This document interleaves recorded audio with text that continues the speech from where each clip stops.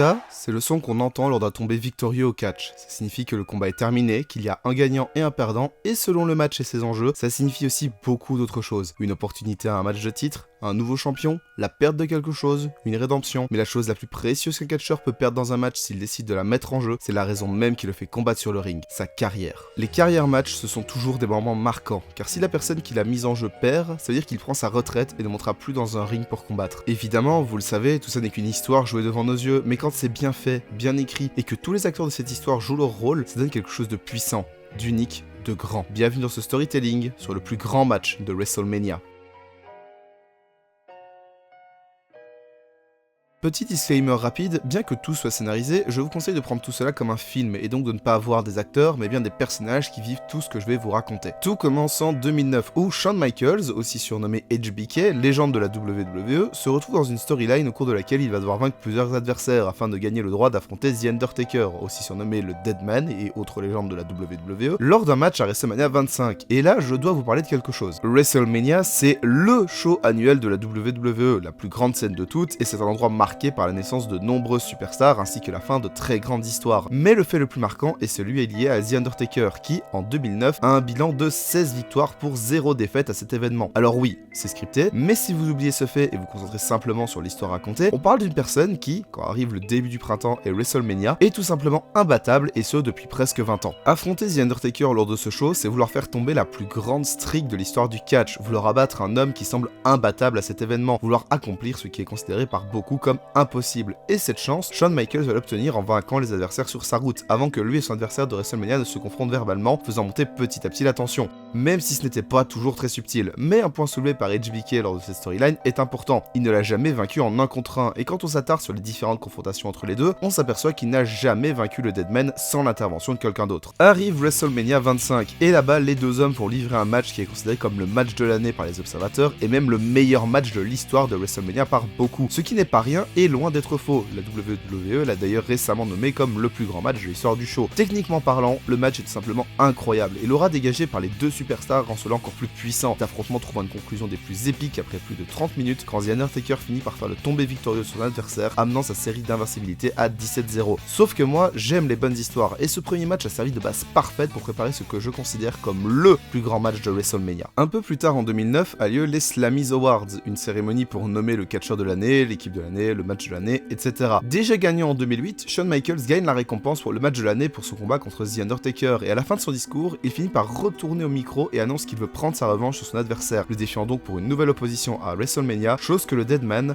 va refuser. À ce moment-là, The Undertaker est champion du monde poids lourd et affronter un champion mondial à WrestleMania doit se mériter. C'est à ça que servent les deux grands shows avant celui-ci, le Royal Rumble et l'Elimination Chamber. Le Royal Rumble, c'est une bataille royale à 30 participants où on élimine ses adversaires en les passant par-dessus la troisième corde, le combat débutant à 2 et un participant entrant dans le match toutes les 90 secondes environ. Lors du Royal Rumble de cette année-là, Michaels va faire une très bonne performance, atteignant le carré final, mais se fera éliminer et n'aura donc pas l'occasion d'avoir sa revanche, chose qui va lui faire perdre le contrôle et se mettra à attaquer les arbitres de frustration, n'acceptant pas ce qui est en train de lui arriver, et ça, Triple H, son partenaire avec lequel il est champion par équipe et meilleur ami, va lui expliquer le lendemain. Shawn, you need to get this out of your head, man.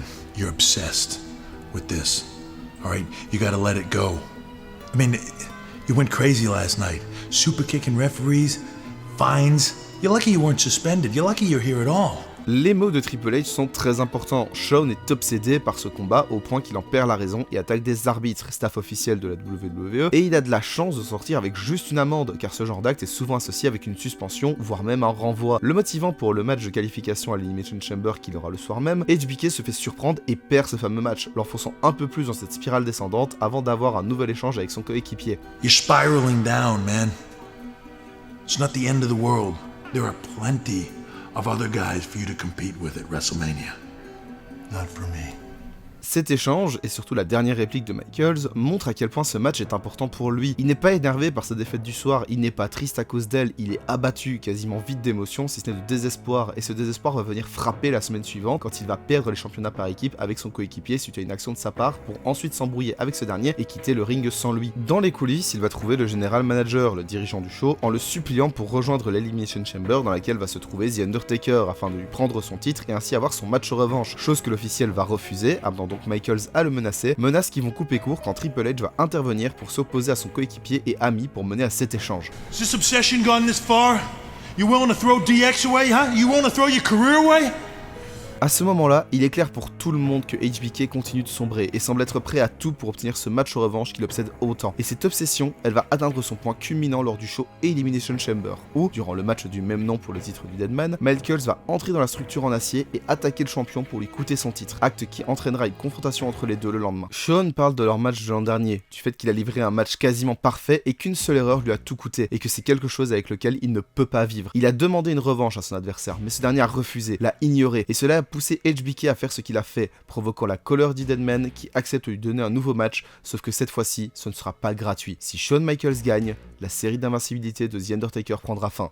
Si The Undertaker gagne, la carrière de Shawn Michaels est terminée. Cette confrontation, même si elle n'est pas la dernière avant le match entre les deux, est la plus importante car elle scelle les enjeux de cette revanche. Obsédé par le fait de pouvoir affronter à nouveau The Undertaker à WrestleMania, Shawn Michaels est tombé dans une spirale infernale, enchaînant mauvaise action sur mauvaise action pour finalement avoir ce qu'il veut en échange de ce qui est le plus important pour un catcheur, sa carrière. Cette fois-ci, la défaite ne serait pas simplement une défaite. Perdre signifierait la fin de tout et c'est en assumant que s'il est incapable de le battre, il n'a pas de carrière que Shawn Michaels accepte cette condition. Les semaines suivantes, les deux compétiteurs se provoquent, faisant monter la tension en transformant ce match en un no holds barred. Un match sans aucune disqualification et qui ne peut se finir que par tomber aux soumissions, voulant définitivement terminer cette histoire sans la moindre ambiguïté. Et cela nous mène donc au dernier acte de celle-ci. Nous sommes le 28 mars 2010 et c'est WrestleMania 26. Dernier match de la soirée, 25 minutes et 59 secondes. Ce match est peut-être un peu moins bon techniquement que celui de l'année précédente, mais l'émotion et l'énergie qui s'en dégagent sont largement supérieures. Chaque tombée plonge le public en apnée, chaque dégagement est une bouffée d'air, chaque soumission semble pouvoir signer la fin du match, mais alors que Michaels sort d'un énième tombé et que le Deadman ne sait plus quoi faire, ce dernier laisse HBK se relever en s'accrochant à lui. Le regarde copier son symbole, le pouce passé sous la gorge, avant que Michaels ne le gifle, le mettant en colère et provoquant cette fin de match brutale.